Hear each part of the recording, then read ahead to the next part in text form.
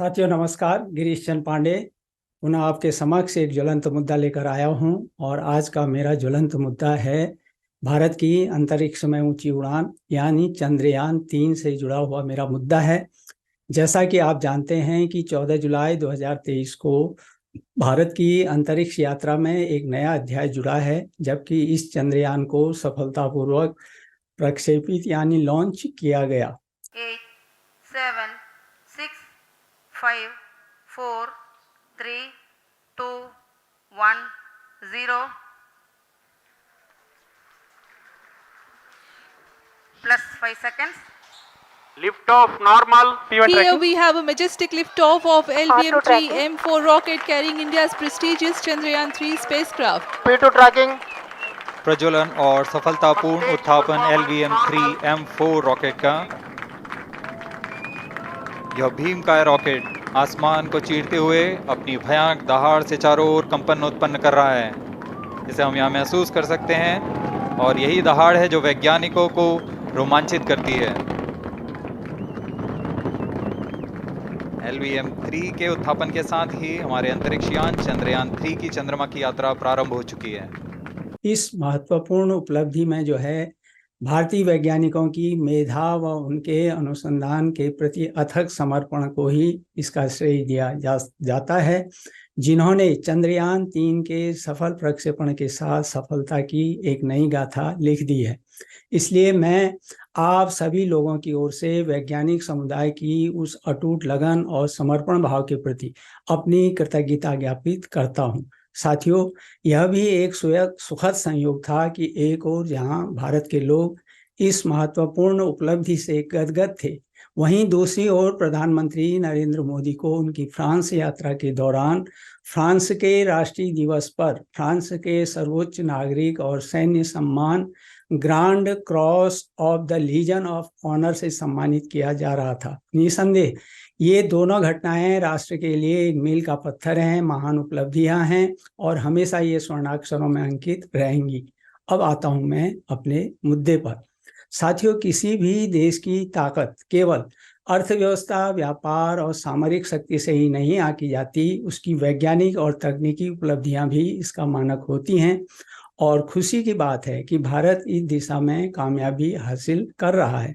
जैसा कि मैंने पहले कहा है कि भारतीय अंतरिक्ष अनुसंधान संगठन इसरो ने 14 जुलाई 2023 को दोपहर 2:35 में श्रीहरिकोटा स्थित धवन स्पेस सेंटर से चंद्रयान 3 को सफलतापूर्वक पृथ्वी की निर्धारित कक्षा में स्थापित कर दिया है। अब उम्मीदों के इस चंद्रयान 3 को चंद्रमा की सतह पर पहुंचने में करीब 40-45 दिन लगेंगे, यानी 23 या 24 अगस्त को यह वहां पर पहुंचेगा। इसलिए उस क्षण की प्रतीक्षा भारत के साथ संपूर्ण विश्व को भी है। इस चंद्रयान को 642 टन के वजन वाले प्रक्षेपण यान LVM-3 से भेजा गया।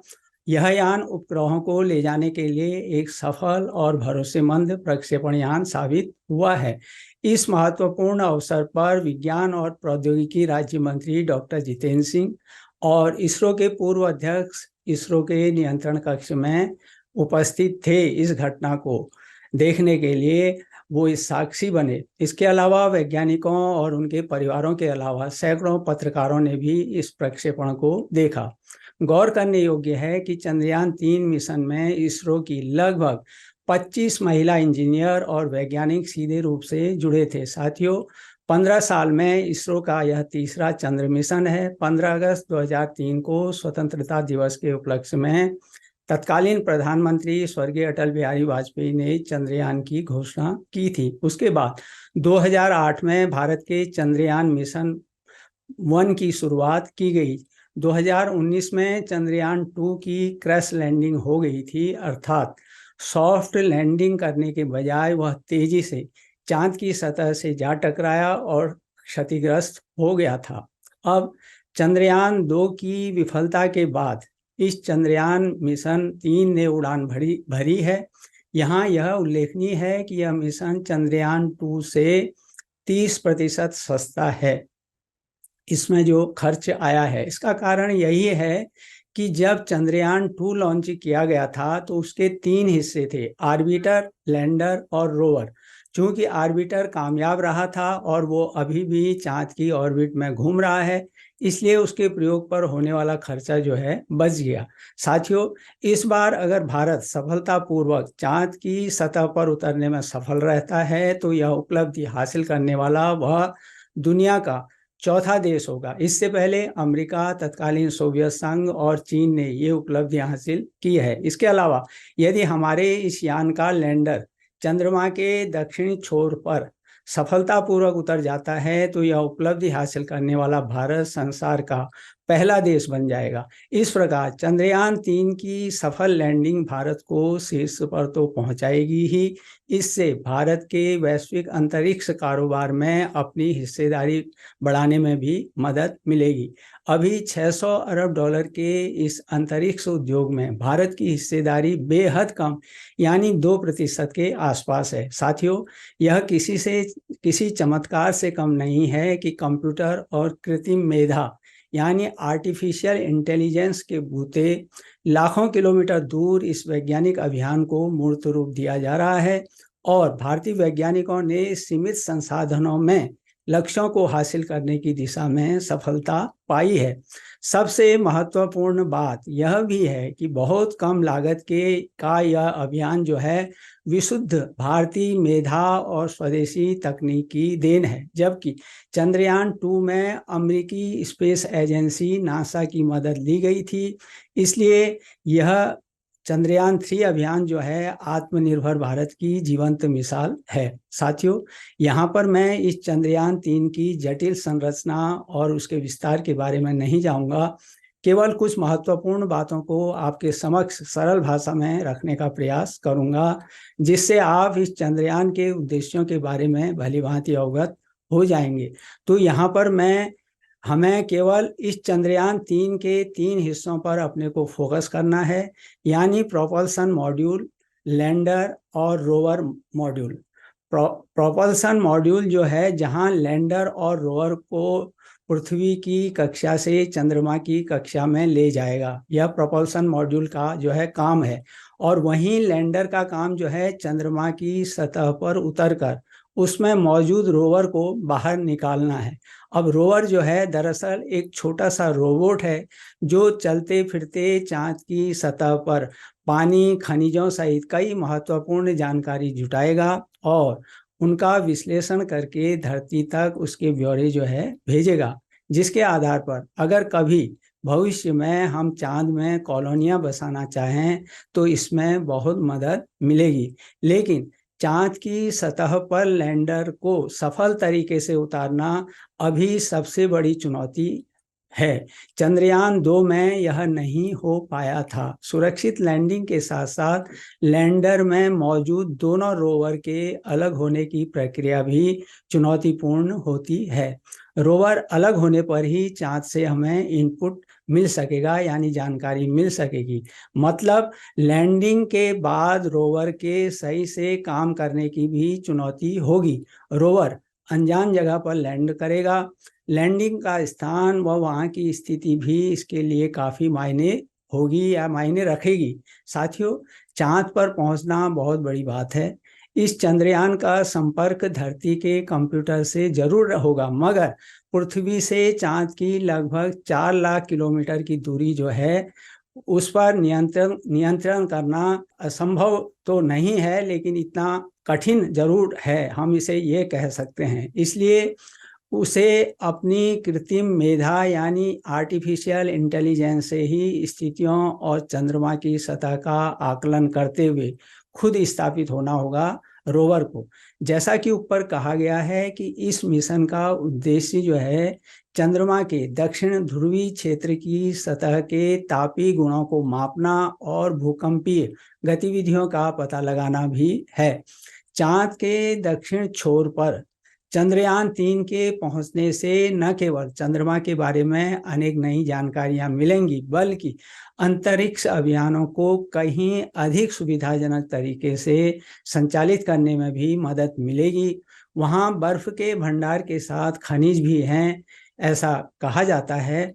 यह भी गौर करने योग्य है कि सूर्य के अध्ययन के लिए आदित्य एल इसी साल यानी 2023 में लॉन्च किया जाना है। इसरो द्वारा पृथ्वी के वातावरण और उसकी सतह के अध्ययन के लिए अमेरिका के साथ एक जॉइंट मिशन 2024 में तय है और अंतरिक्ष में भारत का पहला मानव मिशन गगनयान भी 2025 में छोड़ा जाना है। इस साल 21 जून 2023 को प्रधानमंत्री नरेंद्र मोदी की अमेरिकी यात्रा के दौरान भारत ने अमेरिकी अगुवाई वाले संयुक्त चंद्र अभियानों से जुड़े आर्टेमिस समझौते पर हस्ताक्षर किए थे और निसंदेह यह भारत की एक बुद्धिमत्तापूर्ण सामरिक पहल कही जाएगी, क्योंकि इससे जहां भारत को स्पेस टेक्नोलॉजी में अमेरिका की जो महारत है उसका फायदा मिलेगा, वहीं इसरो के कॉस्ट इफेक्टिव लॉन्च फैसिलिटी का भी बेहतर इस्तेमाल सुनिश्चित किया जा सकेगा। यही नहीं, समझौते में शामिल अन्य देशों फ्रांस, जापान और ऑस्ट्रेलिया के साथ भी करीबी सहयोग का भारत को मौका मिलेगा। साथियों, चंद्रयान 3 के बारे में चर्चा के बाद मैं आपको भारत की अंतरिक्ष सैर पर ले जाना चाहता था, जो बड़ी रोचक और महान उपलब्धियों से भरी पड़ी है, लेकिन ऐसा करने से वीडियो लंबा हो जाएगा, इसलिए मैं भविष्य में इस विषय पर अलग से वीडियो लेकर आऊँगा। वैसे अभी भारत के स्पेस प्रोग्राम की न केवल देश में बल्कि विदेशों में दुनिया भर में धूम मची हुई है।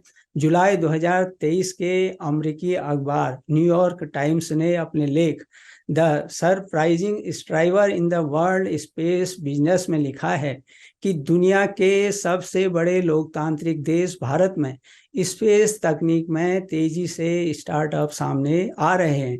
आज भारत कम से कम 140 ऐसे रजिस्टर्ड स्टार्टअप हैं भारत में, जिनसे पता चलता है कि भारत में स्पेस टेक्नोलॉजी में तेजी से बदलाव लाया जा सकता है और भारत जल्दी ही चीन को बराबर टक्कर देने वाली ताकत के रूप में उभर सकता है। ये सारी बातें उस लेख में कही गई हैं। साथियों, केंद्र सरकार ने अप्रैल 2023 को भारतीय अंतरिक्ष नीति 2023 को भी मंजूरी प्रदान की थी और इसका उद्देश्य जो था अंतरिक्ष विभाग की भूमिका को मजबूत करने, अंतरिक्ष प्रौद्योगिकी में आत्मनिर्भरता हासिल करने तथा भारतीय अंतरिक्ष अनुसंधान संगठन इसरो की गतिविधियों को बढ़ावा देना है। इसके अलावा इस नीति का उद्देश्य जो है निजी क्षेत्र को अंतरिक्ष गतिविधियों में भाग लेने के लिए एक अनुकूल वातावरण स्थापित करना भी है, जिससे अंतरिक्ष क्षेत्र में नवाचार यानी इनोवेशन और उद्यमिता को बढ़ावा मिल सके। साथ ही अंतर्राष्ट्रीय सहयोग को अंतरिक्ष अनुसंधान और खोज में बढ़ावा देना भी है। भारत सरकार ने देश में 2020 में निजी क्षेत्र के लिए अंतरिक्ष के दरवाजे खोल दिए थे। यह एक बहुत महत्वपूर्ण पहलकदमी थी और उसी के क्रम में जो है 18 नवंबर 2022 को इसरो ने स्काई रूट एयरो स्पेस के विकसित रॉकेट विक्रम एस को लॉन्च किया था, जो देश का पहला प्राइवेट स्टार्टअप द्वारा विकसित रॉकेट था। भारत इस लॉन्च के बाद जो था अमेरिका, रूस, यूरोपीय संघ, जापान, चीन और फ्रांस जैसे देशों के क्लब में शामिल हो गया, जो प्राइवेट कंपनियों के रॉकेट को स्पेस में भेजते हैं। साथियों, इसरो ने हल्के वजन के उपग्रहों को अंतरिक्ष में भेजने के लिए एक नया लॉन्चर भी विकसित किया है।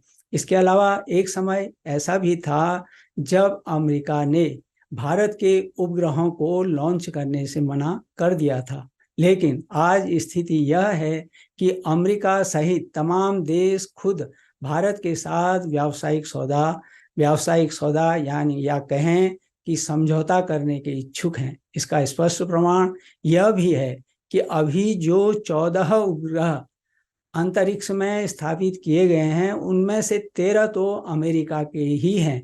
भले ही हमारी अंतरिक्ष यात्रा अमेरिका या रूस की तुलना में देर से यानी 1960 के दशक से प्रारंभ हुई थी, लेकिन आज हम इस स्थिति में हैं कि हमारे लाए हुए शोध के निष्कर्ष जो हैं, हमारी रिसर्च के जो कंक्लूजन हैं, उनका अमेरिका और रूस जैसे देश उपयोग करके अपने रिसर्च को आगे बढ़ाने का काम कर रहे हैं। विशेषज्ञ मानते हैं कि इस वक्त इसरो के कम से कम 10 उपग्रह ऐसे हैं जो देश की सैन्य और खुफिया जरूरतों को पूरा कर रहे हैं।